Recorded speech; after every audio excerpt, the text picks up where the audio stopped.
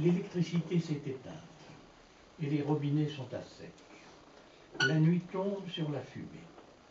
Quelques tirs de la DCA sur les bombardiers qui repartent après avoir lâché leur charge. On ne sait où, mais pas très loin, puisque la maison a tremblé.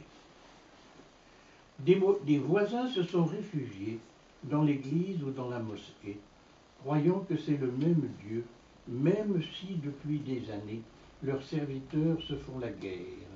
Mais à quoi bon sa protection? Devrait nous couvrir ici même, s'il lui reste quelque vigueur. On peut à peine respirer. Les enfants tous, tout le temps.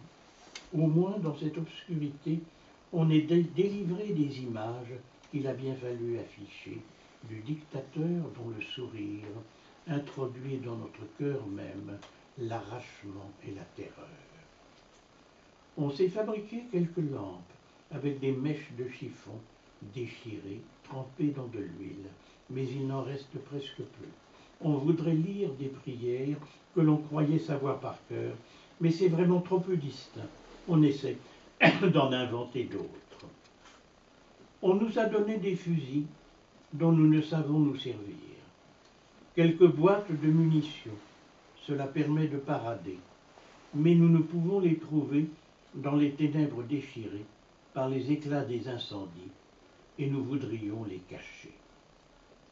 On nous dit que les dignitaires ont de grands palais souterrains qui sont inondés de lumière, même quand nous manquons de tout. Mais nous ne les avons pas vus. Et nous savons que la peur règne, même sur les dalles de marbre et dans les festins les plus fins. Il nous faut tenter de fermer ce qui nous reste de fenêtres. Pour l'instant, c'est une accalmie, mais alors on n'y voit plus rien. Donc nous n'avons plus qu'à chercher le sommeil au fond de nos chambres, où les cauchemars des enfants persécutent nos insomnies. De quoi demain sera-t-il fait? On dit qu'il ne peut être pire qu'aujourd'hui, mais on le disait déjà tous les jours précédents, et l'on se forçait même à dire qu'il serait meilleur, mais comment y croire après tous ces mensonges, la spirale des déceptions. L'aurore sur Bagdad. C'est incroyable, le silence nous est rendu non seulement après ces semaines d'horreur et lents bombardements intenses, et après tant d'années de bruit, outre défilés militaires, la circulation des camions qui ne cessait toute la nuit.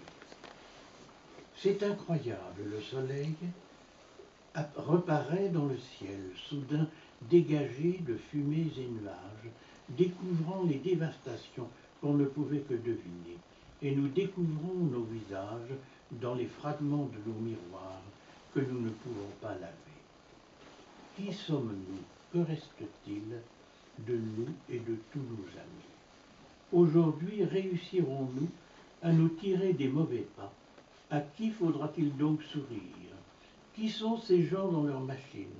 On se croirait au cinéma, mais là on sait qu'on peut sortir. Quelles boutiques vont rouvrir? Quand l'eau va-t-elle revenir? Tous ceux qui avaient réussi à installer dans leur cuisine quelques bons réfrigérateurs n'ont qu'à jeter son contenu. Il leur faudra désinfecter. Mais à quand le désinfectant? Va-t-on nous permettre d'aller jusqu'à l'hôpital pour savoir qui des absents a survécu? Mais quand nous aurons réussi à découvrir notre blessé, sans doute on nous avertira qu'on ne peut rien faire pour lui, faute de place et de remède. Les enfants lâchés dans la rue, comment pourrait-on les tenir quand on n'a rien à leur donner?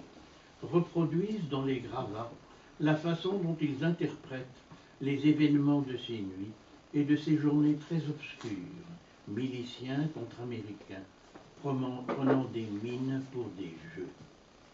Quelques-uns ne reviendront pas, mais les autres rapporteront fièrement trophées de pillage qui ne nous serviront à rien, quand il ne faudra les cacher. Mais surtout pas dans la maison, car on pourrait bien la fouiller.